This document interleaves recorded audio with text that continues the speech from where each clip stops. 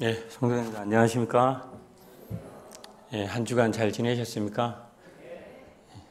2부 예배에 참석하다 보니까 1부 때 이렇게 안 마주치면 못 보던 성도님들의 얼굴이 많은 것 같습니다. 그래서 반갑기도 하고 또 새롭기도 합니다.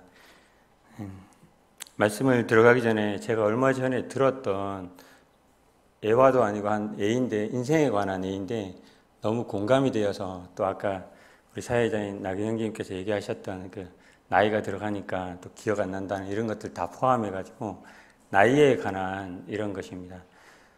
우리 인생 살아보다 갈았다가 보면은 우리 인생이 모든 사람에게 다 평등하다고 생각하십니까?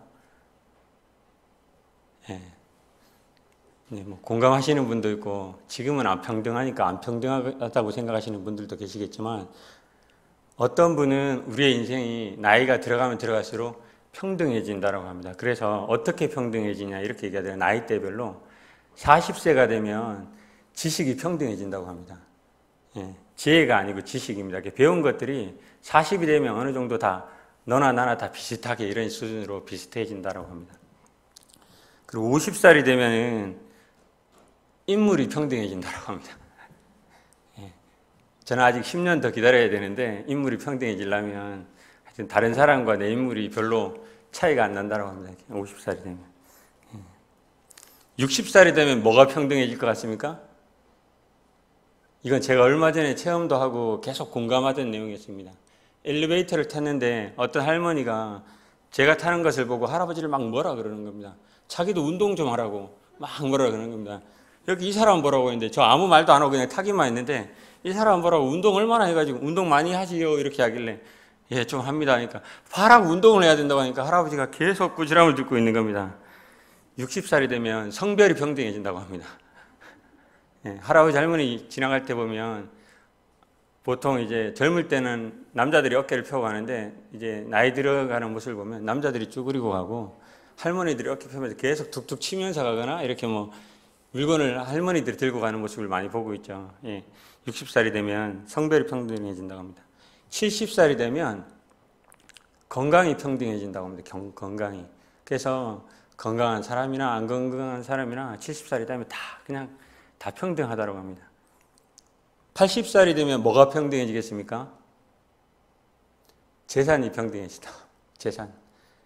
많이 가진 사람이나 적게 가진 사람이나 다 그냥 그만하다고 합니다. 90살이 되면 뭐가 평등해질까요?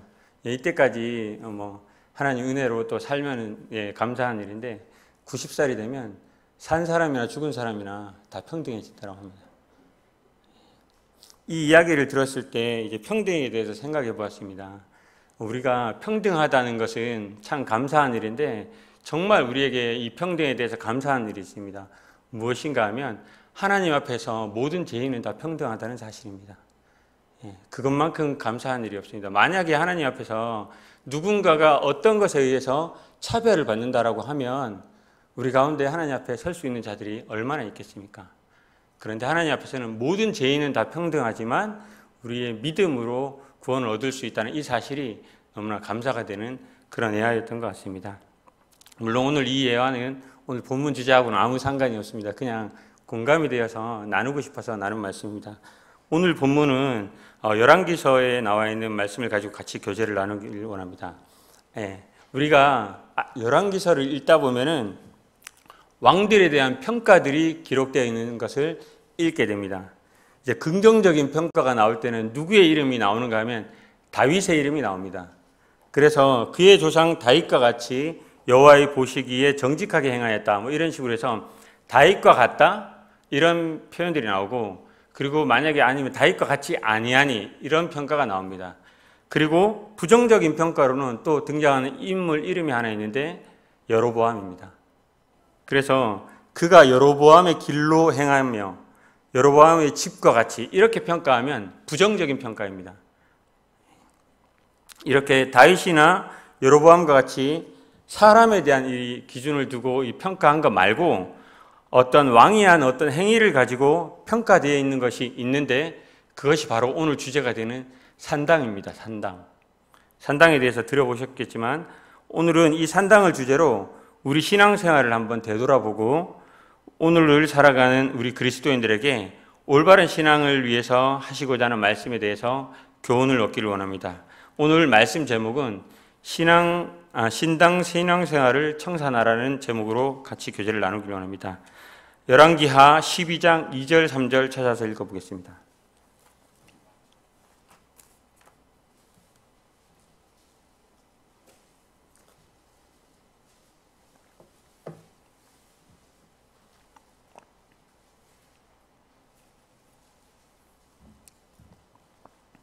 열왕기하 12장 2절 3절입니다. 제가 한번 읽어보겠습니다. 요아스는 제사장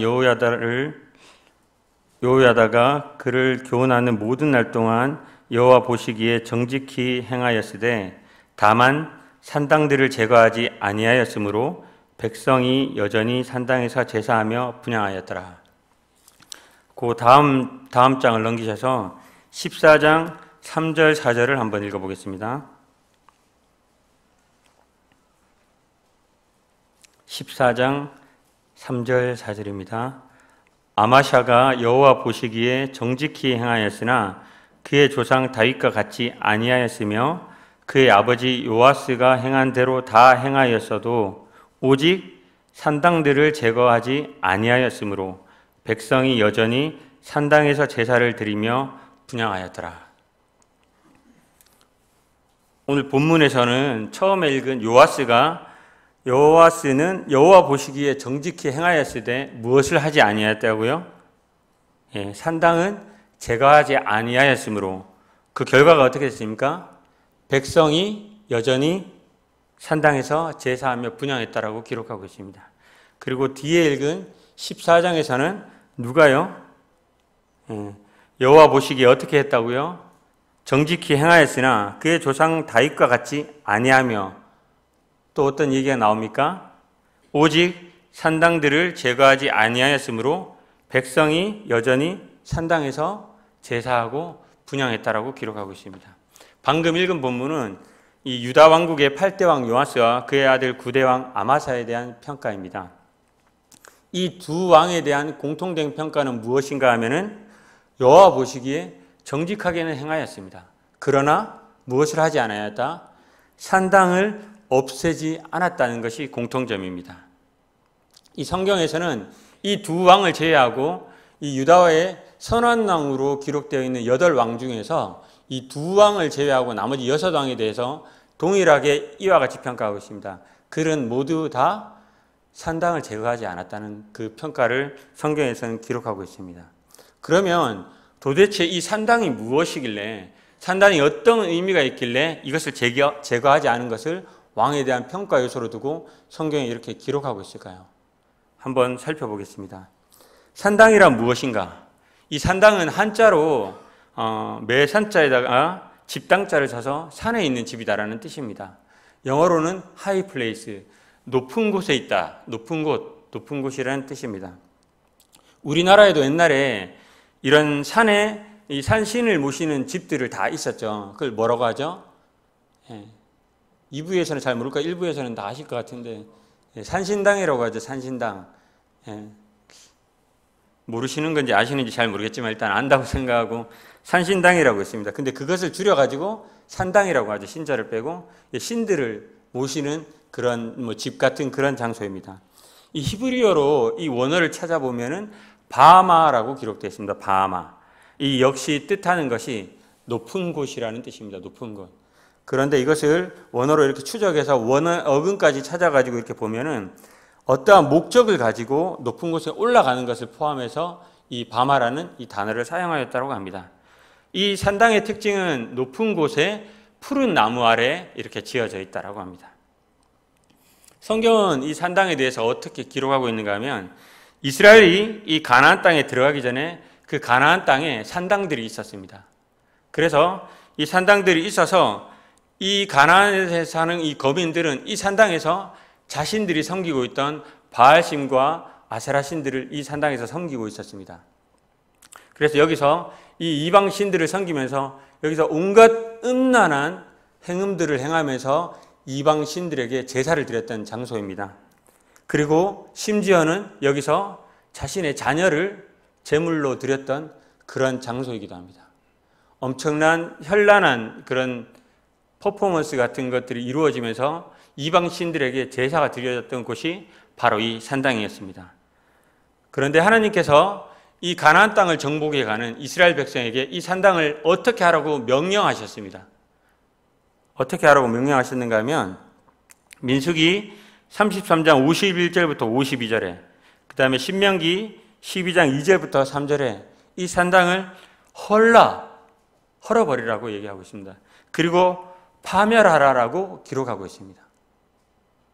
너희가 들어가면 이 산당은 그대로 내버려 두는 것이 아니라 헐어버려라, 파멸하라고 기록되어 있습니다. 그런데 이스라엘 백성들이 들어가서 이 산당을 어떻게 했습니까? 파멸하고 헐어버렸습니까?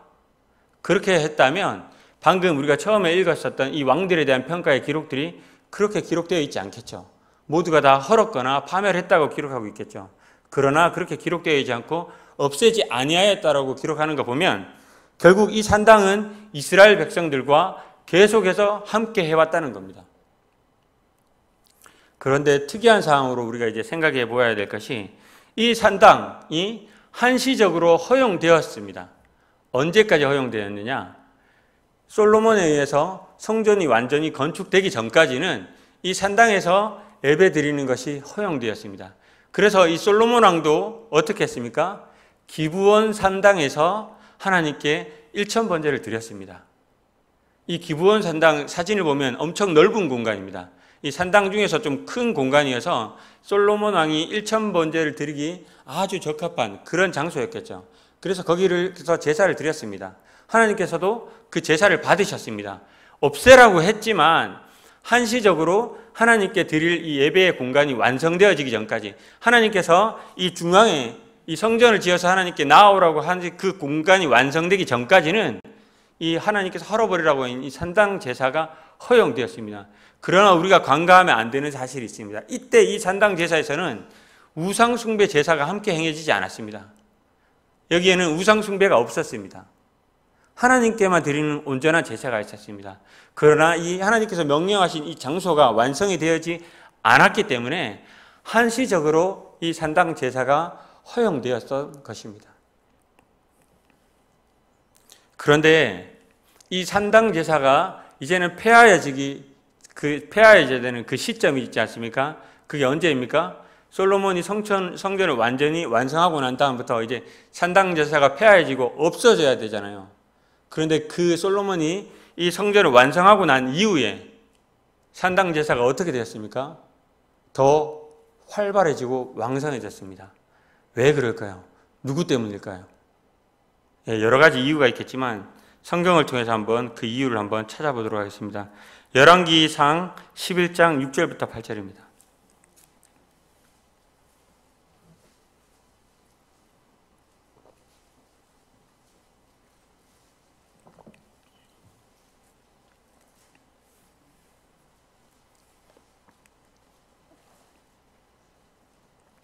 열왕기상 11장 6절부터 8절입니다. 제가 한번 읽어보겠습니다. 솔로몬이 여호와의 눈앞에서 악을 행하여 그의 아버지 다윗이 여호와를 온전히 따름같이 아니하고 모압의 가증한 그모스를 위하여 예루살렘 앞 산에 산당을 지었고 또 암몬 자손의 가증한 몰록을 위하여 그와 같이 하였으며 그가 또 그의 이방 여인들을 위하여 다 그와 같이 한지라. 그들이 자기의 신들에게 분향하며 제사를 하였더라. 자, 솔로몬 왕이 이 성전을 지어놓고 성전을 말고 이방 신들을 위한 이 산당들을 지었습니다. 왜 지었을까요? 성전을 지어놓고 왜 이방 신들을 위한 산당을 또 지었을까요? 무엇 때문에 지었을까요? 솔로몬 왕 하면 지혜를 생각하시죠? 아주 지혜로운 판결을 내린 그런 왕이라고 생각합니다. 그런데 솔로몬 왕 하면 또 따라다니는 꼬리표가 있습니다. 무엇입니까? 많은 여인들을 두었다는 것입니다. 많은 이방 여인들하고 결혼했다는 것입니다. 성경에는 솔로몬이 많은 이방 여인들을 사랑하였다라고 기록하고 있습니다. 후궁을 700명, 그 다음에 첩을 300명, 1000명을 두었습니다. 근데 이들은 다 이방 여인들이었습니다. 이방 여인들은 그들이 자기의 땅에서 오면서 어떻게 했습니까? 자기들이 섬기고 있던 신들을 다 모시고 왔습니다. 모시고 왔다는 표현이 좀 그럴지 몰라도 자기가 섬기고 있던 우상들을 다 가지고 왔습니다. 그렇다 보니 그 이방 여인들이 솔로몬 왕의 마음을 뺏어가면서 어떻게 했을까요? 자기가 모시고 있는 신들을 위한 산당을 지어달라고 했겠죠. 그리고 솔로몬 왕이 그것을 위해서 다 지어주었습니다. 참 아이러니하게도 이 솔로몬 왕이 하나님의 성전을 짓고 난 다음에 여기에서만 이제 예배가 드려져야 되고 하나님께 제사가 드려져야 되는데 이것을 이제 시행하고 해야 될 이 솔로몬 왕이 이 성전을 지어놓고 자기가 사랑했던 이방 여인들을 위해서 이 산당을 지어버렸습니다. 그렇게 해서 이 산당들의 숫자는 더욱더 많아졌습니다. 이 산당들의 숫자가 많아졌다는 것도 중요하지만 더 중요한 사실은 이것이 곧 무엇으로 이어지는가 하면 백성들은 여전히 산당 제사를 드리게 되었고 이것이 곧 무엇으로 이어졌느냐? 우상 숭배로 이어졌다는 것입니다. 이것이 가장 큰 문제였습니다. 앞에서 제가 말씀드렸는지 모르겠지만 계속해서 이스라엘 왕들은 이 산당을 없애려는 시도를 해왔습니다. 그냥 가만히 있었던 것은 아닙니다. 첫 번째 시도로서 여호사밧 왕이 이것을 제거하려고 시도했습니다. 역대하 17장 6절에 보면 이것을 제거했다라고 기록하고 있습니다. 여호사밧 왕이 산당을 제거하였다라고 기록하고 있습니다. 그러나 이것의 병행 구절인 열왕기상 22장 43절에 보면 완전히 제거하지 못하였다라고 기록하고 있습니다. 제거하려고는 했겠죠. 시도는 했겠지만 완전히 제거하지 못하였습니다. 그리고 두 번째 시도로서 부흥을 일으켰던 히스기야 왕에 의해서 부흥이 일어났을 때 이 산당 제거를 한 이 기록들이 남아 있습니다. 그래서 이런 것들을 막 부시고 깨부수고 하는 그런 장면들이 나옵니다. 열왕기하 18장 4절에 보면 주상, 이 돌로 만든 상들을 깨뜨리고 아세라 목상을 찍으며 이때까지 이 모세가 만든 이 놋뱀이 있었다는 것입니다. 이것들이 이 산당에 있었다는 것이죠. 얼마나 오랜 시간 동안 이것들이 있었다는 사실을 알 수 있는데 이 히스기야 왕에 의해서 산당을 부술 때 놋뱀이 나왔습니다. 놋뱀이. 이 백성들 사이에서 이 우상 숭배 이런 것들이 얼마나 오랫동안 지속되는지 알 수 있는 것이 이 장면입니다. 이렇게 시도를 했었습니다. 그러나 완전히 제거되지 않았습니다. 그 이후에 이 요시야 왕에 의해서 이 15번째 왕이었던 요시야에 의해서 이 산당들이 제거되었습니다. 이 요시야 왕은 유다뿐만 아니라 북이스라엘까지 가서 이 산당들을 제거하려는 시도를 했었습니다. 그래서 이 산당들을 제거했다라고 기록하고 있습니다. 그런데 이 산당들이 완전히 제거되지 않고 이 요시야 왕의 아들이 어떻게 했나요? 다시 산당들을 다 재건했습니다. 이스라엘은 이 산당들과 함께 해왔고 결국은 이 바벨론에 의해서 멸망당할 때까지 계속해서 이 우상 숭배가 이스라엘에게 끊이지 않았습니다. 왜 이런 결과들이 이어졌는 걸까요? 왜 이런 결과들이 이 우상 숭배하는 것들이 이스라엘에게 끊이지 않고 계속해서 이어져 왔던 것일까요? 그것은 하나님께서 파멸하라, 없애라고 하신 이 산당을 없애지 않았기 때문입니다. 이 없애라, 파멸하라는 것의 의미는 이것을 없애지 않았다는 것은 무엇을 의미합니까? 결국은 하나님께 불순종했다는 것을 의미합니다. 이 산당을 제거하라는 의미는 하나님께 순종하라는 의미였고 그러나 이스라엘 백성들은 하나님께 순종하지 않았습니다. 그래서 이 산당들을 완전히 없애지 못했습니다. 그 결과 어떻게 했습니까? 계속해서 백성들은 여전히 산당에서 예배를 드렸습니다. 그리고 이 산당이 계속 있었기 때문에 하나님께서 명령하신 이 성전 제사가 이루어지는데 산당 제사도 이루어져서 이 각각의 제사들이 대치되어서 계속 함께 해왔다는 것입니다. 성전도 있었고 산당도 있어서 계속 이것이 병행해서 제사가 드려졌다는 것입니다. 이 얼마나 안타까운 상황이 이스라엘 역사 가운데 계속해서 이어져 왔습니까? 결국 이것은 하나님 말씀에 불순종한 결과였습니다. 그러면 왜 이 산당들이 제거되지 못했을까요? 하나님께서 분명히 들어가면 산당들을 제거하라고 하셨는데 왜 이 산당들이 제거되지 못했을까요? 우리는 이 산당들이 제거되지 못한 이유에서 오늘날 우리가 살아가는 신앙생활을 하는 데 있어서 받을 수 있는 교훈이 몇 가지가 있을 것으로 생각이 됩니다.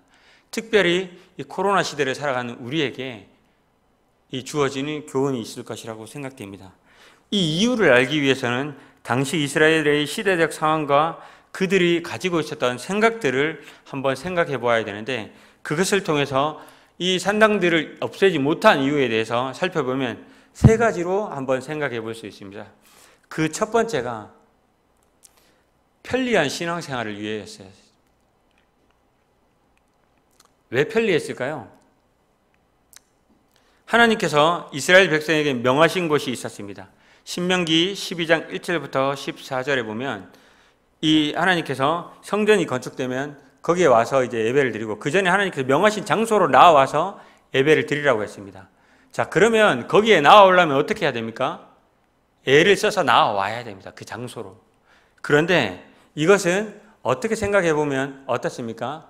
매우 번거롭고 불편한 방법입니다. 성전이 있었던 예루살렘으로 오려면 가까이 있는 사람은 모르겠지만 먼 곳에 사는 사람들은 시간과 여러 가지 것들을 투자해서 그곳까지 나와야 됩니다. 그런데 산당은 어디 있습니까? 가까운 곳에 있습니다. 내가 있는 가까운 곳에, 약간 높은 곳에 있습니다. 거기에 가기는 상대적으로 편리합니다. 그리고 그것은 어떤 곳입니까? 아까 얘기했다시피 푸른 나무가 우거진 곳이고 이 그늘이 있는 곳입니다. 거기 가서 쉴 수 있을 그런 장소입니다.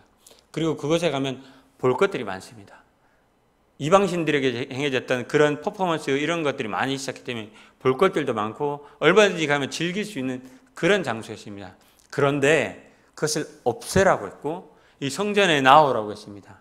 성전 제사의 방법 아시죠? 내 얘기를 한번 공부해 보면 아시겠지만 쉽지는 않습니다. 그런데 그 제사를 드리기 위해서 그곳까지 나와야 됩니다. 그런데 그 제사와 이것을 비교하면 어떻습니까? 성전에 나오는 것은 매우 불편합니다. 그런데 산당 제사는 매우 편리한 신앙생활을 할 수 있는 방법이었습니다. 카리스 종합주석에는 이 왕들이 이 산당을 없애지 못한 이유가 왕들이 이 백성들이 이것을 너무 편리하게 생각하는데 이것을 없애버리면 백성들 사이에서 어떤 분란이 일어날까 봐, 왕들에 대한 반항심이 있을까 봐 백성들의 눈치를 보고 이 산당을 없애지 못했다라고 주석되어 있습니다. 그처럼 이 산당 신앙생활은 아주 편리한 신앙생활을 이야기하고 있습니다. 이 이스라엘 백성들이 이 편리한 신앙생활을 추구했다는 것은 하나님께서 명하신 이 말씀보다 나의 편의가 우선되는 신앙생활을 추구했다는 것입니다. 내 생각이 하나님의 말씀보다 우선되어졌다는 것입니다. 사랑하는 성도님들, 여기서 뭔가 깨달아지는 것이 없습니까? 지금 이 코로나 시대를 살아가면서 우리에게 들려지는 어떤 메시지가 들리지 않습니까? 우리는 이 코로나를 겪으면서 이 편리하게 신앙생활을 하고자 하는 유혹들을 지금 받고 있습니다. 몇 주 동안 온라인으로 하면서 나가지 않고 계속 예배의 시간이 점점 줄어들어 가면서 거기에 익숙해지고 뭔가 모르겠지만 예배를 드린다고 하지만 인정하기는 싫지만 뭔가 편안함에 익숙해져서 젖어가는 그런 것들을 솔직히 말해서 느끼고 계실 겁니다. 그래서 집에서 온라인으로 드리고 싶다는 그런 유혹도 받을 때도 있을 것입니다. 맞습니다. 집에서 드리면 편리합니다. 그런데 어쩔 수 없는 경우가 아니라면 이 교회에 나와서 함께 모여서 하나님께 예배를 드리는 것이 바른 이 신앙의 모습입니다. 그것이 우리가 지금까지 가르쳐왔고 성경에서 말하는 예배의 모습입니다. 하나님께서는 분명하게 말씀하셨습니다. 모이기를 힘쓰라고 하셨습니다. 우리의 어떤 신앙의 편리함이 아니라 하나님께서 기뻐하시는 이 신앙생활을 하기 위해서는 우리는 이곳에 나와서 함께 예배를 드려야 하고 그리고 준비해서 이 예배에 참석해야 합니다. 신앙생활은 내 위주로 하는 것이 아닙니다. 내가 주인 되어서 하나님께 필요하게 내가 원하는 것들을 하나님께 아뢰고 하나님께서 주시는 것들을 받기 위한 그런 수단으로 신앙생활을 하는 것이 아닙니다. 이 신앙생활은 하나님의 말씀대로 살아가는 것입니다. 나도 그 어떤 무엇도 하나님께서 하시는 그 말씀보다 우선될 수 없음을 분명히 명심해야 됩니다. 우리는 이 편리한 신앙생활보다 하나님의 말씀에 근거한 신앙생활을 해야 된다는 사실을 우리는 이 이스라엘 백성들이 이 산당생활을 통해서 편리한 신앙생활을 추구했다는 사실에서 받을 수 있는 교훈이라고 생각됩니다. 두 번째로 이들이 산당 신앙생활을 버리지 못한 이유는 그들이 생각하고 있었던 이분법적 사고였습니다. 이분법적 사고가 무엇인가 하면 흑백 논리입니다. 이거 아니면 이거라는 것입니다. 그러면 이들이 생각했던 이 이분법적 사고가 무엇이었느냐? 산당이 어디 있었습니까? 산당이 높은 곳에 위치하고 있었다고 아까 앞에 부분에서 설명했습니다. 왜 높은 곳이 있었을까요? 산당이 집 근처에 있어도 되는데 왜 높은 곳에 있었을까요? 이 당시의 사람들은, 신들은 하늘에 있었다고 생각하고 하늘 가까이 가면 신과 더 근접해서 만날 수 있다고 생각하는 사고를 가지고 있었습니다.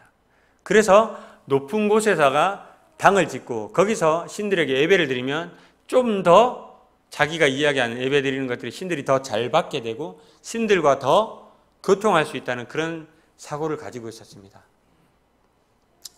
네, 좋게 생각하면 이 간절한 마음으로 이 하나님, 이들이 얘기했던 이방신들을 만나기 위한 그런 간절한 마음으로 나아갔다라고 생각할 수 있겠죠. 그런데 나쁘게 생각하면, 나쁘게 이야기하면 이들은 거기에는 하나님이 계시고 거기에는 자기가 있는 신들이 있고 거기 산당에서 내려오면 여기에는 없다라고 생각할 수 있었다는 겁니다. 그게 그들이 생각했던 이 이분법적 사고, 어떤 특정한 장소에 가야지만 이 신들이 계신다. 이것을 그대로 이어와서 이스라엘 백성도 그곳에 가야지만 하나님을 섬길 수 있다라고 생각했다는 거죠. 그런데 예수님께서 사마리아 여인을 만나서 하는 대화에서 보면 이들이 이런 생각을 했고 예수님께서 이 생각을 깨는 장면이 나옵니다. 요한복음 4장에 보면 예수님께서 사마리아 여인에게 하신 말씀이 있습니다. 한번 찾아보겠습니다. 요한복음 4장 20절부터 21절입니다.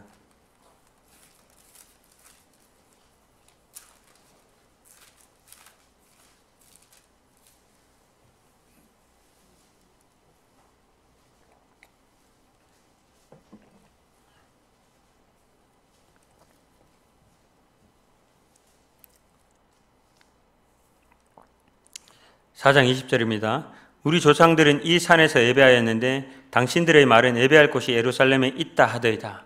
사마리아인은 이렇게 얘기했죠. 우리 조상들은 이 산들에서, 이거는 여로보암이 각각의 이렇게 그곳에 예루살렘 성전과 대전할 것을 딴 곳에 세우고 또 여러 군데 산당을 지었습니다. 그 왕들이 지었고, 그래서 이 이스라엘 사마리아 여인이 그렇게 생각했죠. 이 산에서 예배를 해야 되는데 당신들의 말은 예루살렘에서 예배를 드려야 한다라고 이렇게 답변하니까 예수님께서 이렇게 말씀하십니다. 21절에 예수께서 이르시되 여자여 내 말을 믿으라. 이 산에서도 말고 예루살렘에서도 말고 너희가 아버지께 예배할 때가 이르리라. 너희는 알지 못하는 것을 예배하고 우리는 아는 것을 예배하노니 이는 구원이 유대인에게서 남이라. 아버지께서 참되게 예배하는 자들은 영과 진리로 예배할 때가 오나니 곧 이때라. 아버지께서 자기에게 이렇게 예배하는 자들을 찾으시느니라. 예수님께서 이 여인에게 가르치신 것은 영과 진리로 예배하는 것이었습니다. 어떤 장소의 개념이 아니었습니다. 이스라엘 백성들은 착각을 했습니다. 그곳에 가야지만 이 신을 만날 수 있다고 생각했죠. 그런데 반대로 생각하면 그것을 떠나와서는, 내려와서는 너무나 자유롭게 자기의 인생을 살았다는 거죠.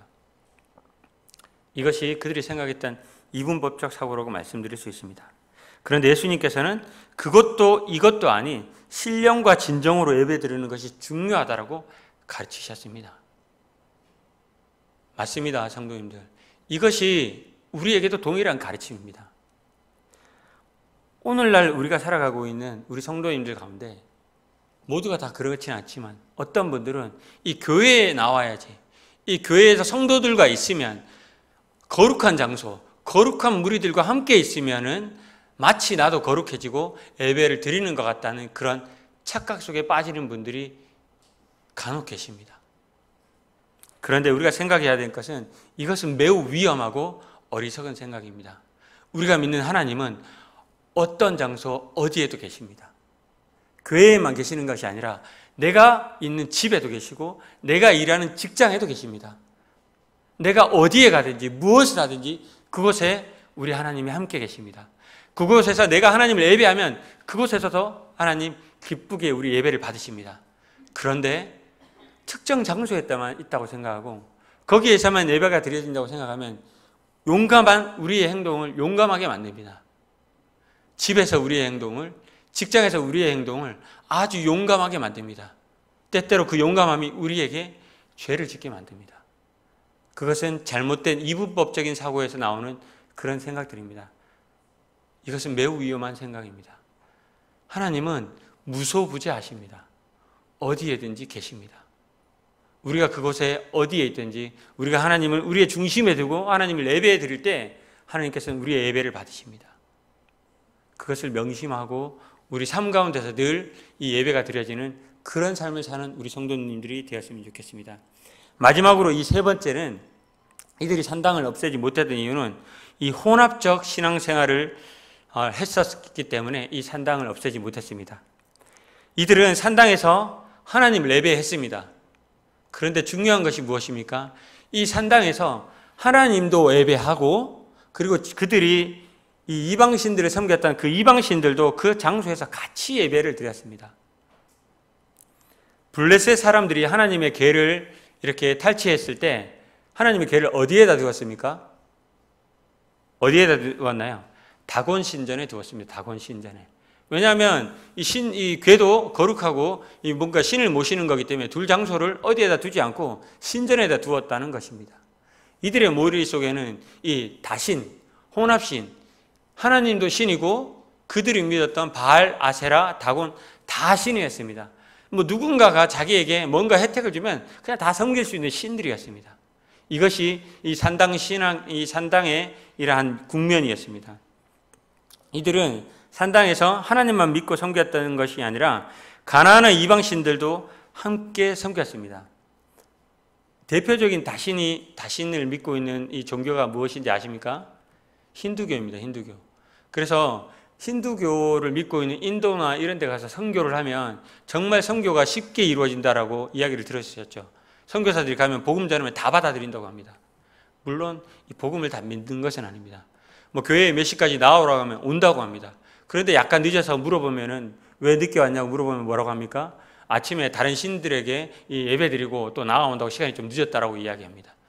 그들의 생각 속에는 하나님도 신이고 그들이 믿고 있었던 코끼리 신, 그 다음에 화장실 신, 부엌 신, 다 신들입니다. 그 신들 가운데 하나님도 한 신이었습니다. 마찬가지입니다. 이스라엘 백성들이 이 산당에서 하나님께도 예배드리고 그들이 섬겼던, 이전에 믿고 있었던, 가나안에 있었던, 토착되었던 그들의 이방신도 이 산당에서 함께 섬겨왔다는 것입니다. 그것이 문제가 되었습니다. 그것을 우려했습니다. 그래서 하나님께서 이 산당을 없애버리라고 했습니다. 그런데 없애지 않았습니다. 혹시 우리 가운데 하나님을 예배한다고 하면서 다른 이방신들을 섬겼던 그와 같은 모습으로 우리 가운데 우상들도 함께 모시고 있는 분들이 없습니까? 하나님을 섬긴다고 하면서 하나님 나의 주인 되시고 하나님 나의 모든 것이 되시며 하나님께서 나를 모든 것을 인도하시며 나에게 모든 것을 공급해 주신다는 것을 믿으면서 돈도 함께 섬기고 명예도 함께 섬기고 또 나를 지켜줄 것 같은 사람도 함께 섬기고 이것들과 함께 하나님도 함께 섬기는 그러한 모습으로 신앙생활을 하고 계시지는 않습니까? 하나님께서는 이와 같은 세 가지 이유로 이 이스라엘 역대 왕들에게 이스라엘에게 산당을 없애라고 했습니다. 그러나 이와 같은 이유로 이 역대 왕들은 산당들을 없애지 못했고 이 불순종의 결과가 결국은 이스라엘 백성들이 계속해서 이 산당에서 예배를 드렸고 결국은 이 산당 제사가 이들의 우상 숭배로 이어져 왔다는 것이 이스라엘 역대 왕들의 기록에 기록되어 있습니다. 산당은 들으셔서 아시다시피 매력적인 것입니다. 이것은 이 눈에 보이는 장소였기 때문에 뭔가 눈앞에서 보이는 거였기 때문에 우리의 마음을 혹할 수 있는 그러한 요소들이 있었습니다. 그곳에서 나가서 예배를 드린다. 그 장소에서, 눈에 보이는 장소에서 뭔가를 드린다 하면 뭔가 내가 예배를 드렸다는 그런 어떤 이 자기의 만족감을 얻을 수 있는 그런 장소였습니다. 그리고 그곳에 나갔다라고 하면 마치 내가 뭔가 거룩한 것을 했다는 그런 어떤 만족감을 줄 수 있는 그런 매력적인 장소였습니다. 그리고 산당은 너무 편리한 장소였습니다. 굳이 먼 곳까지 가지 않더라도 내가 가까이 가서 예배 드릴 수 있는 그런 편리한 장소였습니다. 그리고 하나님을 믿으면 확실하게 이제 믿으면 되는데, 그런데 산당에 가면 다른 신들도 함께 섬길 수 있기 때문에 마치 뭔가 보험을 하나 더 들어놓은 것처럼 그런 어떤 매력적인 그런 장소가 바로 이 산당이었습니다. 사랑하는 성도님들, 혹시 이런 매력 때문에 혹시라도 우리 가운데 이 산당 신앙생활을 하고 계시는 성도님들이 없으십니까? 혹시 이런 매력 때문에 빠져서 하나님을 믿지 못하는 분들이 없으십니까? 이 산당 신앙생활은 우리가 산당을냐 성전이냐를 선택해야 되는 그런 선택의 문제가 아닙니다. 하나님께서는 하나님의 백성으로 살아가는 데 있어 이것은 반드시 없애야 될, 제거해야 될 그런 것이었고, 이것은 우리가 선택해야 될 문제가 아니라 순종해야 될 문제였습니다. 만약 우리 가운데 이스라엘 백성과 같이 이 산당 신앙생활을 청산하지 못한 분이 계시다면 하나님께 불순종하지 말고 하나님 말고 다른 것들을 의지하는 그런 삶을 사시지 마시고 순종하는 마음으로 내 안에 산당이 무엇이 있는지를 생각해 보시고 완전히 청산해서 하나님 앞에 신령과 진정으로 예배드리는 삶을 사시기 바랍니다. 그렇게 신령과 진정으로 예배드리는 삶을 사는 저와 우리 성도님들이 되기를 간절히 바랍니다. 우리가 오늘 이 말씀을 통해서 얻은 교훈을 잊지 마시고 신령과 진정으로 어디에서든지 하나님을 예배하는 삶을 살면서 이 교회의 지체로서 나의 편안함이 아니라 하나님의 영광을 드러내는 그런 삶을 위해서 하나님께 헌신하고 오직 하나님만을 따르는 그러한 삶을 사는 우리 성도님들이 되기를 바라면서 기도하고 말씀 마치겠습니다.